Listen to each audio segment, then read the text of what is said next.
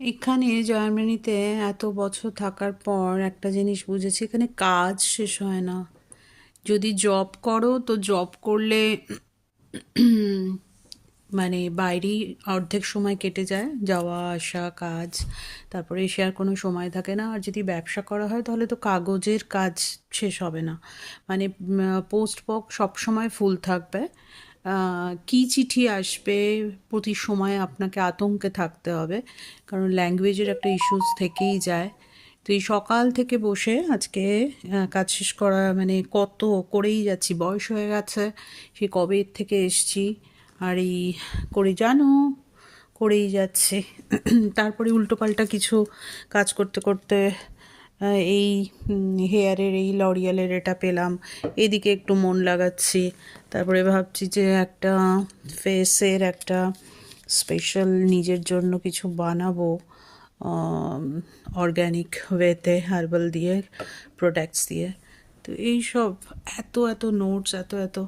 একটা মুভিতে দেখেছিলাম একটা মানুষ সারাক্ষণ নোটস লিখেই যেত আর সেই প্ল্যান ওয়াইজ করতো। এটাই জীবন। মানে হয়ে যাচ্ছি, ফ্রাস্ট্রেটেড হয়ে যাচ্ছি। শেষে ভাবলাম যে একটু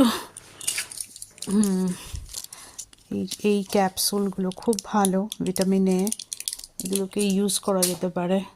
মানে উল্টোপাল্টা এদিক সেদিককার কথা বলতে হচ্ছে, কারণ পারা যাচ্ছে না। মাথা একদম একদিকে একটা কিছু করতে করতে একটা কমপ্লিট করলে আর একটা তখন ওয়েট করছে, সেটা শেষ হলে অন্য জিনিস।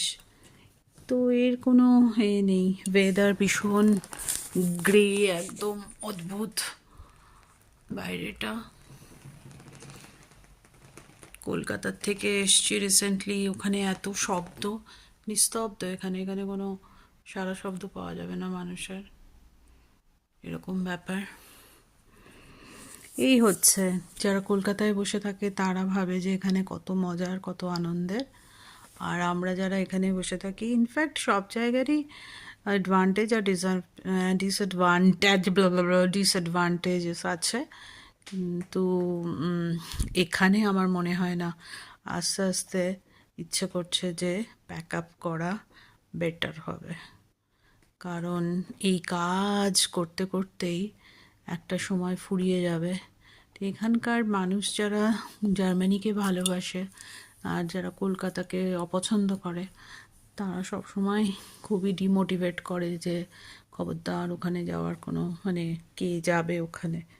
কিন্তু লেটস সি কী হয় শেষ পর্যন্ত।